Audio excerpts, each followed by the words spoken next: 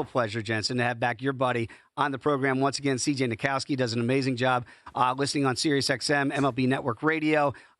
Did a great job as a pitcher in the major leagues for a long time here. Does a great job now with the Atlanta Braves as a TV color analyst. You can give him a follow on X at CJ Nitkowski, and joins us here on the Progressive Guest Line.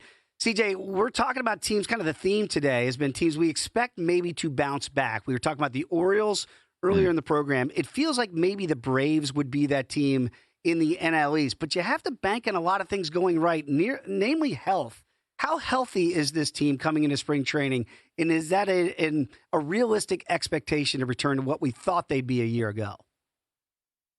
I think so. I mean, obviously, last year they were ravaged by injuries, and that really crushed their postseason hopes. But the core of this team is still together, and the core of this team is still in their prime.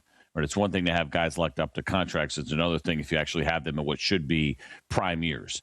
So health is a huge one. So far, offensively, which was a problem last year, everybody's been healthy. The offense has been running on all cylinders. As far as the pitching goes, and that was also an issue last year, which at one point every opening day starter in the rotation had gone on the IL. That obviously is a real problem. This year, it's been okay. Spencer Schwellenbach has been a big one, and having the surgery on that right elbow for some loose bodies and knowing he's going to miss at least 3 months of the season is a monster loss, and it's opened up some opportunities at the back end of the rotation. Now, Hurston Waldrop was going to be one of those guys that was supposed to contend for a spot. He was really good last year. He also had pretty much the same surgery. So not having those guys, both of them, for the first half of the season at least, that's going to be a big one. No Ha-Seong Kim early on, but we think here in Atlanta that Mauricio Dubon can hold it down. So those are kind of the three major injuries that they're dealing with right now. And we'll see what happens on the starting pitching side. Bryce Elder's been really good so far this spring training. He is going to be a guy that's going to be counted on. Joey Wentz as well. But if healthy, even where they stand right now, I think a lot of people thinking about that 2023 team and the great offense that they had, and perhaps maybe they can get close to that again. Let me parlay off of that, CJ, for a win total of 88.5. I've been very bullish on your club just because of that bounce back potential throughout the lineup. And I know a lot of headlines already focusing on the man, Ronald Acuna Jr., seeing some of the batting practice, seeing the boatload of runs that people in Braves country have seen, at least there in Disney World, and how they've gone about it. If this lineup does avoid the major injuries, and I know that's kind of been the theme the last couple of years, is it that that MVP potential there for Acuna, and then seeing the Rookie of the Year in Drake Baldwin last year, and Matt Olson, and obviously with Jurickson Profar and Austin Riley, what they mean? It feels like a very deep lineup on paper. That being, if they can stay healthy, should be one of the better offensive clubs in the National League. And they probably need to be, quite honestly, just based on kind of some of the things that are going on in the rotation right now. They absolutely have that ability. I think something to keep an eye on that people are intrigued about, and we don't talk about this very often because we don't get excited about first base coaching hires, but Antoine Richardson comes over from the New York Mets, and there was a big story last year in the way that he got Juan Soto to run. Obviously, we know Ronald Acuna Jr. is capable of swiping more than 70 backs. He's done it. His legs looked really good in winter ball. He was a perfect 11 for 11 in stolen base attempts in winter ball. I think that's kind of one of those signs that says that he may be running again, which is why he'll very likely be at the top of the order, right? Walt Weiss has already said that. There was some talk about when Ronald's legs weren't quite right because of the knee surgeries that perhaps he should be a middle of the order type of hitter. If he's not going to run, let him drive in runs because it's a big time bat. We know this. This dude is ultra motivated to try to get back into that MVP conversation. He loves playing baseball. He is happiest when he's on the field. I think the idea that there could be a big year coming for Acuna Jr., absolutely, especially now. And we don't know who's going to hit second, but it does feel like maybe Drake Baldwin will be that guy. He's a really good hitter, knows how to put the ball in play. He's a really tough out, makes you go after Ronald Acuna Jr. maybe even a little bit more. Austin Riley looks really good. So far, we know what he can be and kind of what the team expects him to be with the contract that they gave him. It runs up and down the line. Mike Yastrzemski's been really good in spring training so far. That has been an encouraging sign. 3 home runs in his first 10 plate appearances. He'll be in somewhat of a platoon role here early on, but that's a really nice bat to add. And then Michael Harris. Michael Harris has all the talent in the world. Michael Harris, obviously really good early on. We've seen him trail here. Chase has been the issue. He had a really good second half after a pretty major mechanical adjustment in his swing. So far, spring training has gone well. That could be a really impactful piece as well. So to your point, they expect this lineup to go pretty deep up and down the line. Well, CJ, with that, and you mentioned Walt Weiss there as the manager here down in the ATL. And again, I always think about like whether it's Earl Weaver or Davey Johnson sitting back playing for that 3-run home run. And you mentioned running and Acuna running, and maybe Yastrzemski you can run as well. Do you think that they will run more, or will they play more for that long ball in the ATL? I mean, they'll be careful about it, right? You don't want to run into outs when your lineup runs deep, right? And so while you may have speed or you have a really good first base coach that can help guys pick up some of those tells from pitchers to gain an extra bag or two, nobody wants to run into outs, right? That's obviously a big one. But we're in a running era right now with the limited number of throwovers.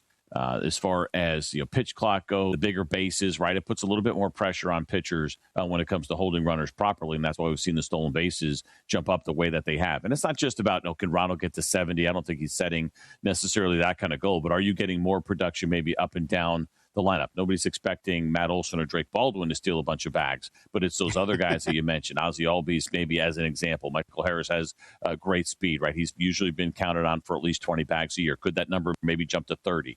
Right, those kind of things maybe start to make a little bit of a difference. I think that's where you see it. I don't think necessarily we're going to see a team running like crazy, but it is a different era. And Walt Weiss, this is his team now. He's been here for 8 years as the bench coach, and now he is the manager.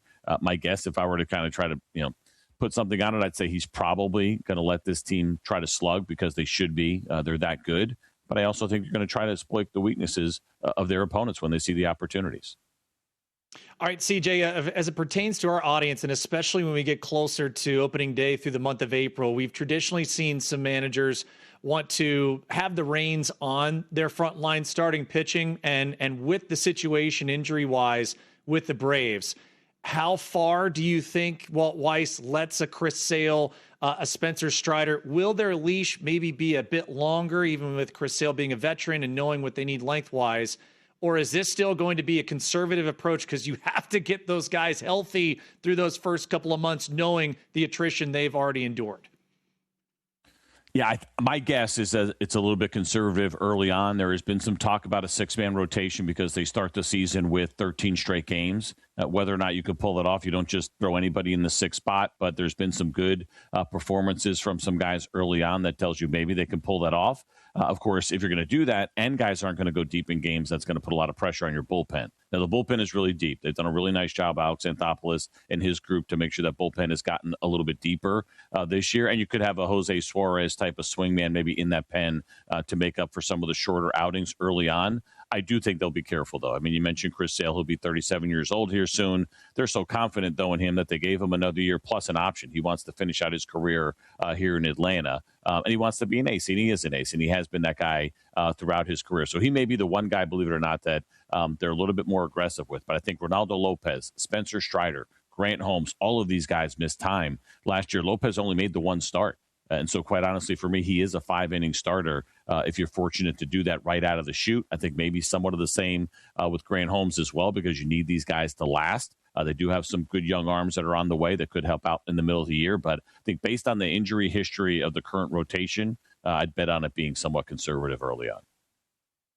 About 90 seconds ago here with CJ Nitkowski talking all things ATL. And with the Braves, I'd never seen this before, CJ. This time last year in the betting market, the Mets, Braves, and Phillies were all plus $1.86 going into the season. It's like the books didn't know who the favorite should be.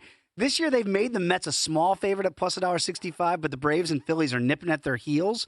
Should it be kind of throw those 3 teams in a hat and pick one out, and you have just as good a chance as anybody else of winning this division?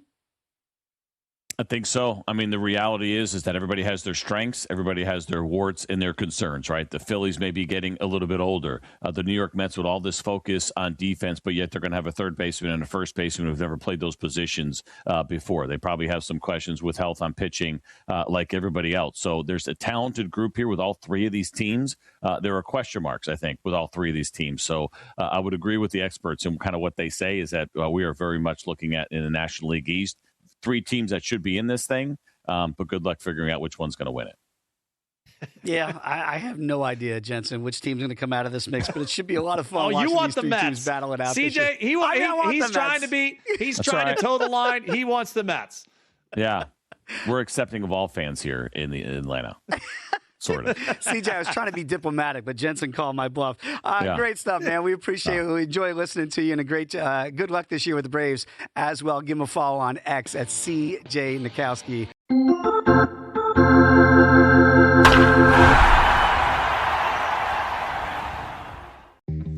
¿Quieres mejor internet? Cox Internet de 300 megas tiene las velocidades rápidas y confiables que buscas. Perfecto para streaming y gaming y trabajar desde casa. Todo por solo $45 al mes cuando agregas Cox Mobile. Incluye equipo de Wi-Fi y garantía de precio de 2 años en tu plan. No esperes. Cámbiate hoy a Cox. Requiere Cox Mobile Gig Unlimited. Garantía de precio no incluye impuestos y cargos. Velocidad de datos móviles se reduce después de 20 gigas al mes.